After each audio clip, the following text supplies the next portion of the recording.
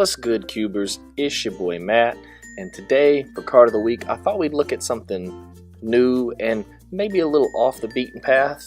Today we're going to take a look at the card Risk Factor from Guilds of Ravnica. Now Risk Factor is an instant for 2 and a red. Target opponent may have Risk Factor deal 4 damage to them. If that player doesn't, you draw 3 cards, and then you can jumpstart it from the graveyard by discarding a card and paying its mana cost. And again, today's question is Risk Factor cubable? Let's take a look. So what cards does Risk Factor resemble? Does it resemble Wheel of Fortune because the casting costs are the same? Or how about Faithless Looting because it draws you some cards but not a full grip? Or is it like Fire Blast where you get to deal 4 damage to your opponent? Or is it like Browbeat, which is an effect that gives your opponent choice over how it resolves? Well, let's take a look and see how it compares to each of these kinds of cards. So, Faithless Looting and Wheel of Fortune are cube all-stars. These guys reliably draw you cards. Wheel of Fortune is one of the most powerful cards ever printed, draws you a full hand. Faithless Looting can even be flashed back from the graveyard and cast again, but neither of them deal damage. But all red decks want them. So Risk Factor resembles them in a way because it could draw you cards, but if you're depending on drawing cards, you certainly don't want Risk Factor here. However, Risk Factor does have the benefit of being able to be cast at instant speed, and as we all know, instant speed can be a game breaker, so that's important to keep in mind too. Okay, now let's look at damage cards. Flame Rift is a good example. It's actually cheaper than Risk Factor, and you get to deal 4 damage to your opposing player's face. Always good. And Fire Blast is one of the classic red slice staple cards, and it's super versatile because you can sack 2 mountains instead of paying its casting cost, and you can hit a creature or a player. However, neither one offers the possibility of card draw, but both reliably deal damage. Now, what I would point out is that if you're playing red aggro, there's nothing worse than stalling out of cards, running out of juice, and going into top deck mode at the end of the game, hoping to draw that last burn spell to finish your opponent off. Sometimes red really needs staying power at the end of the game, and maybe Risk Factor can provide us with that. Let's look at one more example. Browbeat is probably the best comparison for Risk Factor. It is at sorcery speed, and you get more damage. You get to deal 5, right? Any player can have it deal 5, and if no one does, you draw 3 cards. But you only get to cast it once. And I think it was Melissa Del Toro, a Wizards of the Coast designer, who said on stream that it's not the first Browbeat that hurts you, right? You take the 5 and you just deal. It's the second one that really puts you to the choice. And this is where Risk Factor shines. Risk Factor actually gives them 2 choices. Now the real question is choice bad? So let's think about choice for a second. What are the 3 possible outcomes for Risk Factor?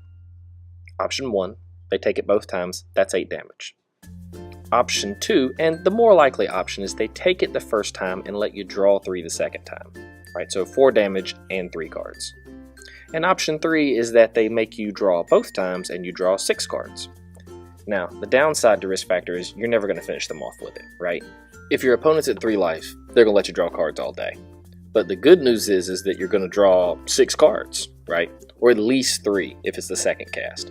And most of the time, if you're playing an aggressive deck, drawing 3 cards is probably enough to finish them off, especially if you cast Risk Factor during the end step. So, what kind of decks want Risk Factor in our cube? Well, the aggressive ones for sure. Rakdos Aggro probably wants it, right? An extra 4 to 8 damage to the face, plus some card draw.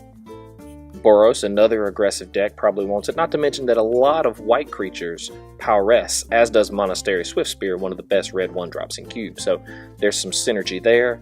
And of course the Fun Police, Sly, probably wants Risk Factor as well. Card draw, damage, late game staying power. But what about the other guilds? Izzet is a really interesting choice, isn't it? I'm sorry, couldn't help myself, had to do it. So, Izzet in cube is normally built one of 2 ways. It's either built with a Spells Matter archetype or a Storm archetype. And a lot of this has to do with the power level of your cubes.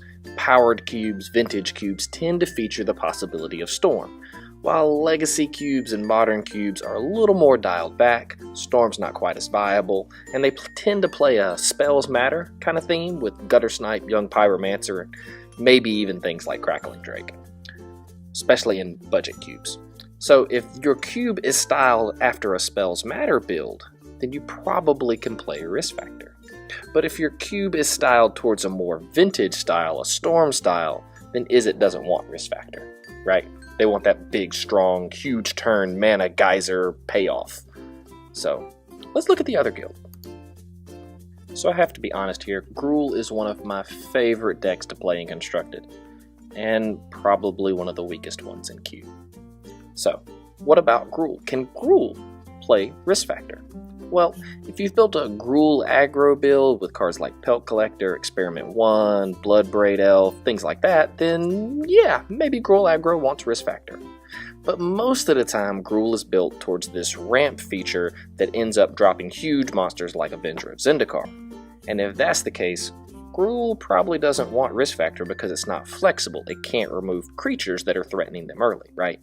So if you've got a ramp style of green, then no, you probably don't want Risk Factor. But if you're supporting Gruul aggro, curving out around 4 and 5 mana, then yeah, Risk Factor's viable here too. So the big question is Risk Factor cubable? And the answer is maybe, taking a few different things into consideration. Number one is power level. If you are playing a powerful vintage cube that games are over with by turn 4 or 5, then Risk Factor is probably not for you. But if you're playing a more modest cube, maybe a legacy cube or a modern cube, then maybe you can play Risk Factor, depending on a couple of things. One, how many guilds does it fit into, right? If it only fits into Rakdos and Boros and Sly, maybe not. But if you can envision Risk Factor fitting into at least one more guild, if you can hit 4 out of the 5, then I think you're there, right? Then Risk Factor is really viable. And the other thing that you want to take into consideration is the size of your cube. At 360 cards, unless Risk Factor fits into a whole bunch of your different guilds, you're probably not going to play it because the red spell count is just so tight. But if you hit 400 to 450 and you feel like Risk Factor hits a few of your guilds, then yeah, it's probably worth playing. The card draw, the late game staying power, the extra damage to the face, feels really good. And if you're at 450 and the power level's right, it starts to get hard not to include Risk Factor, at least to play test it and try it out some. I think you'll be really happy with results. Well, that's it for today, guys, and I'm really interested to hear if you think Risk Factor's cubable. Leave a note in the comment below. Let me know what you think. If there's a card you want us to review for Card of the Week, leave that in the comments below. And until then, keep cubing, my friends.